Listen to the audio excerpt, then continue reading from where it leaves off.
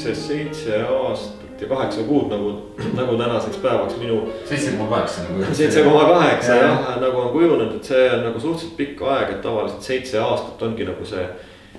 nagu see ühe mingisuguse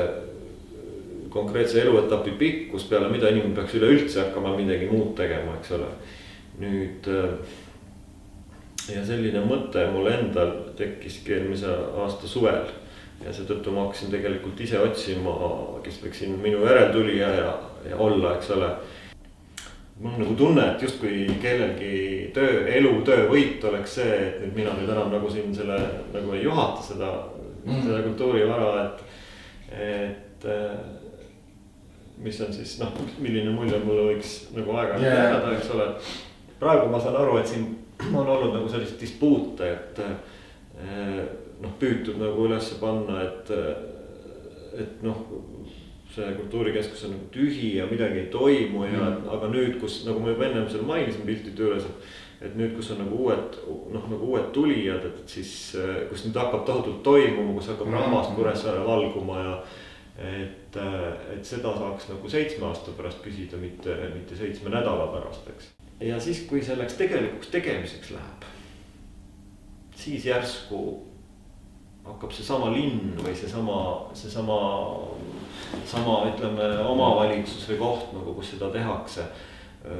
satub nagu tohutu hirmule, et see jumala pärast nagu midagi ei maksaks ja et see jumala pärast meile mingit kulu kaasa ei tooks ega mingit tüli kaasa ei teeks ja vaata, et ei anna isegi nagu luba selle tegemiseks.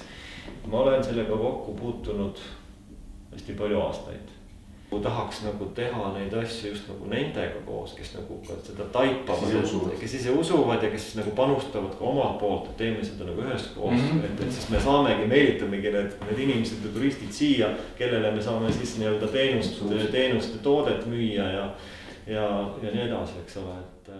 et mina jään nagu selleks loominguliseks konsultandiks, mis annab mulle nagu vabad käed oma tööd teha nagu mujad suurem osalt, eks ole, mis annab ja tulla siia, eks ole, põnevate ideedega, hakata sageli nendesse ideedesse uskuma,